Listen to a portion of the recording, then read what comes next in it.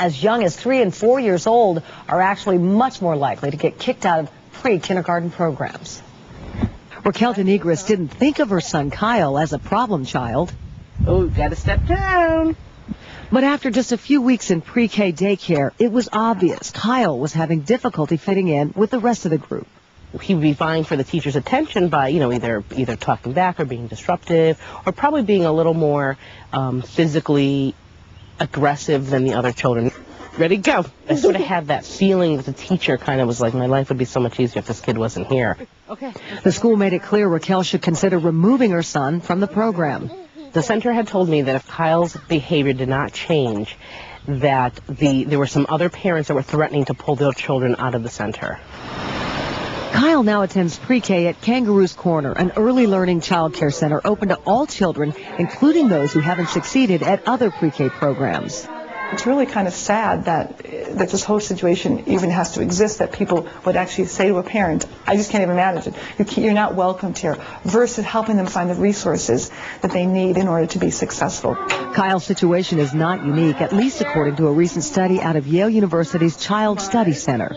We found that children in preschool programs were literally more than three times as likely to be expelled as children in the kindergarten through grade 12 years. Dr. Gilliam says when teachers had access to a behavioral consultant in the classroom, expulsion rates were cut in half. But few pre-Ks are able to offer that amenity. Here at Kangaroo's Corner, every effort is made to keep preschoolers in school. If we can look at where a child is really functioning and not put that child into our curriculum, but rather design our curriculum to meet that child's needs, you get away from kids being frustrated because they can't do the activity or bored because the activity is not challenging enough. We finally made the right choice. Now it feels right. And Kyle could not have been happier himself. He could not wait to get to school every day.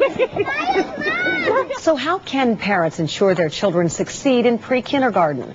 Robin Goodman is a psychologist specializing in children and family issues. Good morning. Good morning. All right, first of all, why do you think the expulsion rates are so high in this group?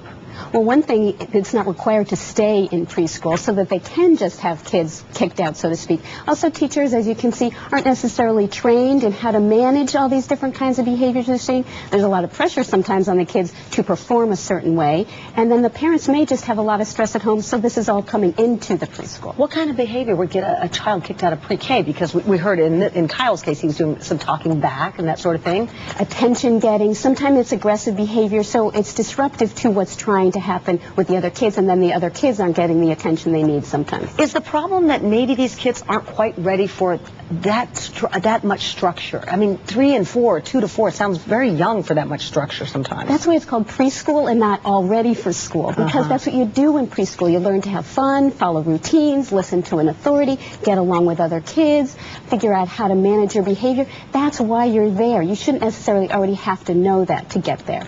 Parents really cannot be absolved of all responsibility in this case. And you have some tips that you think that we should do, all parents should do, to help ensure that their children are success in pre-K. You say stay involved is the first one.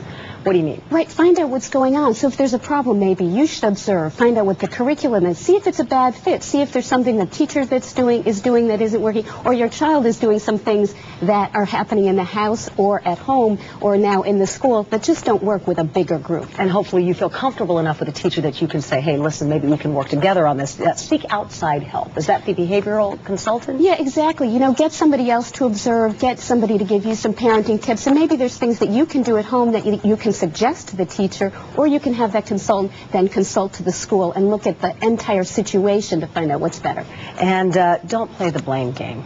Yeah, because then that's a lose-lose situation. Much better to look at the child, the parent, and the school, and then figure out together how you can have a plan that works for everybody. I would imagine that there could be some probably lasting effects if a child was labeled a problem child at this early age. Right. First of all, it means that they may be unwittingly, you're reinforcing bad behavior, where they get to now stay home and do other kinds of things. It also means a kid that doesn't like school is going to be a teenager that really may drop out, an adult that just feels like a failure. Yeah, parents stay involved. Robin Goodman, thanks. Sure. Still ahead, we're going to hear from Hollywood hunk Hugh Jackman after these